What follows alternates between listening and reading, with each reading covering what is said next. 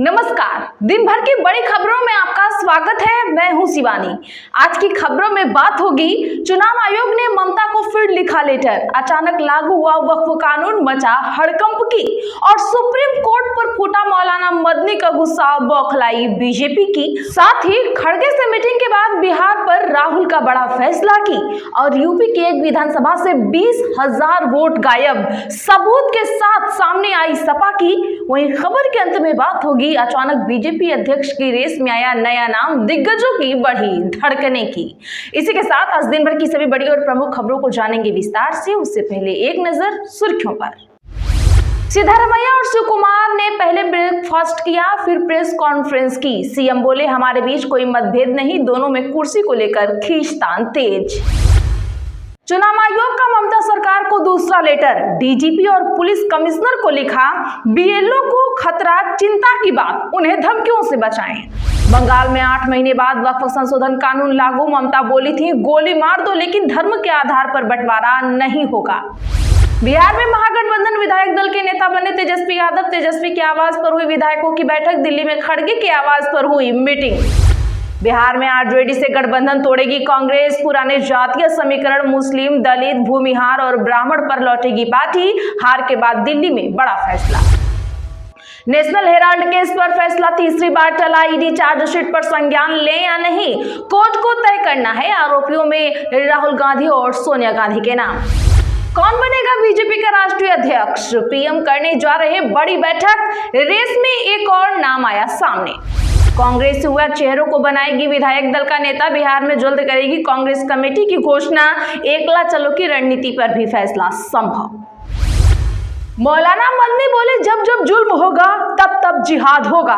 भोपाल में कहा, मुर्दा कौमें सरेंडर करती हैं, मुसलमानों को टारगेट किया जा रहा। एक विधानसभा से 20,000 मतदाताओं के नाम गायब, एसआईआर पर सपा सांसद राजीव का गंभीर आरोप। डीजीपी ग्रोथ 8.2 होने पर कांग्रेस को नहीं है भरोसा, आईएमएफ का हवाला देकर बताया विडंबनापूर्ण। एमसीडी उपचुनाव से पहले दिल्ली में आपको बड़ा झटका, एक और नेता बीजेपी में हुआ शामिल। रामदेव की पतंजलि पर गाय का घटिया घी बेचने का आरोप, कोर्ट ने ठोका जुर्माना, कंपनी बोली त्रुटिपूर्ण आदेश। बिहार विधानसभा के बाद अब विधान परिषद चुनाव की बारी, एनडीए नेताओं ने भरी हुंकार। भागवत बोले, भारत के स्वभाव में झगड़ा नहीं भाईचारा है, भारत की राष्ट्रवाद की अवधारणा पश्चिमी सोच से बिल्कुल अलग, वे नेशनहुड नहीं समझते। कांग्रेस का बिहार में कोई जनाधार नहीं, आरजेडी नेता ने दिया सख्त बयान, औकात की भी हो गई चर्चा। झारखंड में तस्वीर की आड़ में हो रही राजनीति, ईडी की छापेमारी के बाद कोयला कारोबारी से करीबी का मुद्दा बना, पक्ष विपक्ष एक दूसरे पर साध रहे निशाना। हम बाबरी मस्जिद बनाकर ही रहेंगे, टीएमसी विधायक के बयान पर भाजपा बिफरी, कहा यह सुप्रीम कोर्ट को चुनौती। पत्रकार का घर गिराया, हिंदू परिवार ने अपनी जमीन दी, सीएम उमर बोले, अधिकारी समुदाय विशेष को निशाना बना रहे, सभी अवैध कब्जेदारों की लिस्ट दिखाएं। उद्धव गुट बोला, संसद में उनके सांसद वंदे मातरम नारा लगाएं, बीजेपी में हिम्मत है तो उन्हें बाहर फेंक कर दिखाएं। राज्यसभा सचिवालय ने नारे पर रोक लगाई है।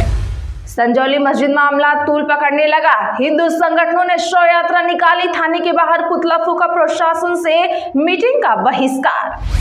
साइक्लोन दितवा, तमिलनाडु में बारिश, 54 फ्लाइट्स हुई कैंसिल, पुडुचेरी यूनिवर्सिटी ने परीक्षाएं रोकी, श्रीलंका में 123 मरे, 200 भारतीय फंसे हैं। चलिए जानते हैं अब बड़ी और प्रमुख खबरों को विस्तार से। उससे पहले वीडियो को लाइक करें, साथ ही आपसे रिक्वेस्ट, खबरों को आखिर तक जरूर देखें। बिहार में आरजेडी से गठबंधन तोड़ेगी कांग्रेस, पुराने जातीय समीकरण मुस्लिम, दलित, भूमिहार और ब्राह्मण पर लौटेगी पार्टी। जी हां दर्शकों, बता दें कि बिहार में हार के बाद से कांग्रेस ने आज बड़ा फैसला लिया है। कांग्रेस सूत्रों की माने तो पार्टी बिहार में महागठबंधन से अलग हो सकती है, आरजेडी के साथ गठबंधन खत्म कर सकती है। इसकी आधिकारिक घोषणाएं नए साल में होने के आसार हैं। वही बता दें तो बिहार की हार के बाद दिल्ली में हुई समीक्षा बैठक में में कांग्रेस की टॉप लीडरशिप ने सभी हारे हुए कैंडिडेट से बंद कमरे में मुलाकात की।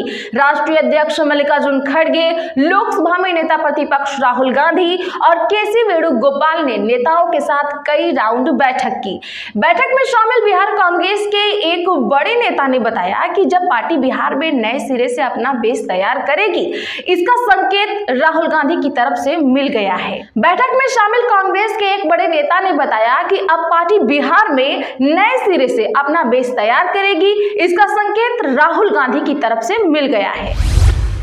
बंगाल में 8 महीने बाद वक्फ संशोधन कानून लागू। ममता बोली थी, गोली मार दो लेकिन धर्म के आधार पर बंटवारा नहीं होगा।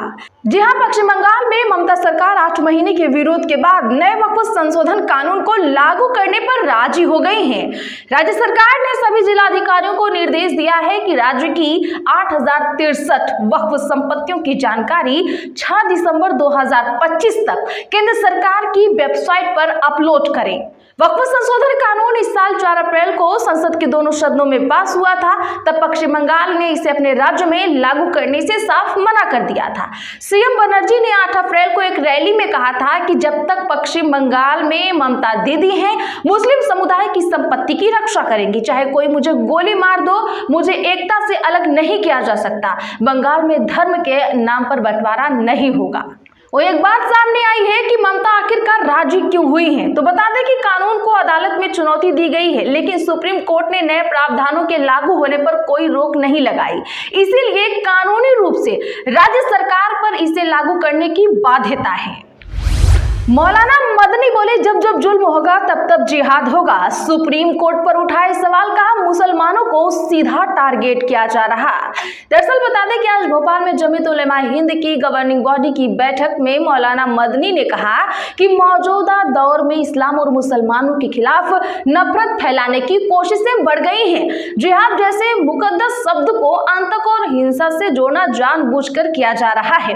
उन्होंने कहा, लव जिहाद, लैंड जिहाद, थूक जिहाद जैसे शब्द मुसलमानों को बदनाम करने के लिए गढ़े गए हैं। इस्लाम में जिहाद का मतलब अन्याय और जुल्म के खिलाफ संघर्ष है। जब जब जुल्म होगा तब तब जिहाद होगा। उन्होंने सीधा आरोप लगाया कि मुसलमानों को लगातार टारगेट किया जा रहा है और उनके धार्मिक पहनावे, पहचान और जीवन शैली पर सीधा सीधा सवाल उठाए जा रहे हैं। मौलाना मदनी ने न्यायपालिका पर भी सवाल उठाए। उन्होंने कहा कि अदालतों को निष्पक्ष रहना चाहिए, लेकिन कुछ फैसलों से संदेह पैदा हुआ है। उन्होंने कहा कि सुप्रीम कोर्ट तभी सुप्रीम कहलाएगा जब वो संविधान की पूरी तरह पाबंदी करेगा। उन्होंने दावा किया कि देश की बड़ी आबादी आज भी खामोश है। अगर यह तबका नफरत फैलाने वालों की ओर गया तो देश के लिए खतरा पैदा हो सकता है। वहीं उन्होंने कहा कि मुसलमानों के खिलाफ बुलडोजर कार्रवाई, मॉब लिंचिंग, आर्थिक बहिष्कार और नफरती अभियानों का माहौल बनाया जा रहा है। सिद्धारमैया और शिव कुमार ने पहले किया ब्रेकफास्ट, फिर की प्रेस कॉन्फ्रेंस। सीएम बोले, हमारे बीच कोई मतभेद नहीं। कर्नाटका में मुख्यमंत्री की कुर्सी को लेकर चल रही खींचतान के बीच आज 10:15 बजे सीएम सिद्धारमैया और deputy CM DK Shivakumar ने साथ में ब्रेकफास्ट किया। 1 घंटे बाद दोनों नेताओं ने ज्वाइंट प्रेस कॉन्फ्रेंस की। सिद्धारमैया ने कहा, हमारे बीच कोई मतभेद नहीं है और न ही भविष्य में कभी होगा। हम साथ में मिलकर काम करेंगे। वहीं डीके शिव कुमार ने कहा, हाईकमान जो भी कहेगा हम उनका पालन करेंगे और कोई ग्रुप नहीं है। मैं मुख्यमंत्री के साथ हूं, कर्नाटक के विकास को प्राथमिकता हम देंगे। दरअसल बता दें कि दोनों नेताओं की यह मुलाकात हाईकमान के आदेश के बाद हुई है। पिछले 15 दिनों से दोनों गुटों के कार्यकर्ता अपने अपने नेता को सीएम पद पर देखना चाह रहे हैं। आपको बता दें कि 2023 में जब कांग्रेस की सरकार बनी थी तब मुख्यमंत्री पद के लिए 2.5 साल की डील हुई थी। एक विधानसभा से 20,000 मतदाताओं के नाम गायब। एसआईआर पर सपा सांसद राजीव का गंभीर आरोप। जी हां, उत्तर प्रदेश में समाजवादी पार्टी के सांसद राजीव राय ने मतदाता सूची में बड़े पैमाने पर नाम गायब होने का आरोप लगाया है। न्यूज एजेंसी एएनआई से बातचीत में उन्होंने कहा कि मऊ सदर विधानसभा से 20,000 नाम गायब हैं। राजीव राय ने मोबाइल फोन दिखाते हुए कहा, इसमें कहा गया है कि डिलीशन का एप्लीकेशन स्वीकार कर लिया गया है। आखिर यह डिलीशन कहां से आया, किस अज्ञात पते से आया, यह हमें नहीं बताया जा रहा है। मैंने सबूतों के साथ मुख्य चुनाव आयुक्त को कल पत्र लिखा। हम लोग पूरे दिन इंतजार करते रहे कि समय मिलेगा, मगर ऐसा हुआ ही नहीं। घोसी से सपा सांसद राजीव राय ने कहा, मैंने जिलाधिकारी को चिट्ठी लिखी, अभी फोन आया तो बताया गया कि डीएम को जांच कराने के लिए कहा गया है। ऐसा हाल हो गया है कि लोकतंत्र का गला घोटा जा रहा है। उन्होंने कहा कि मऊ विधानसभा से 20,000 नाम काटे गए हैं। मैं चुनाव आयोग से जानना चाहता हूं कि डिलीशन का एप्लीकेशन किसने दिया है? क्या बीजेपी के वॉर रूम से यह बैठे बैठे हो जा रहा है? सपा नेता ने कहा, मैं गलत भी हो सकता हूं, लेकिन मुझे इसका जवाब चाहिए। ऐसा हो सकता है कि 20,000 लोगों के नाम चुन चुन कर हटाए गए हों। आखिर आपको बताने में क्या परहेज है? हमें साफ साफ बताएं। कौन बनेगा बीजेपी का राष्ट्रीय अध्यक्ष? पीएम करने जा रहे बड़ी बैठक, रेस में एक और नाम आया सामने। जी हां, बिहार चुनाव के समाप्त होते ही अब भारतीय जनता पार्टी के राष्ट्रीय अध्यक्ष के नाम को लेकर फिर से कयासबाजी शुरू हो चुकी है। भाजपा इसकी तैयारी जल्द ही शुरू करने वाली है। सूत्रों के अनुसार पीएम मोदी के रविवार को देश लौटने के बाद वरिष्ठ भाजपा नेताओं की बैठक पार्टी मुख्यालय में होने वाली है।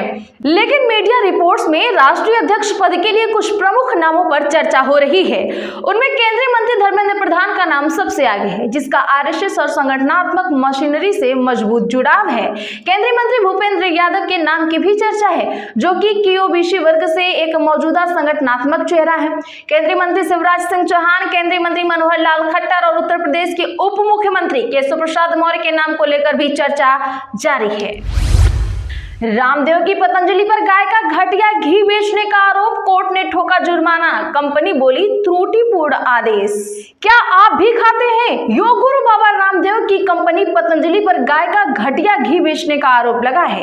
इसके लिए कोर्ट के आदेश पर पतंजलि घी के निर्माता और वितरकर पर कुल 1,40,000 रुपए का जुर्माना भी लगाया गया है।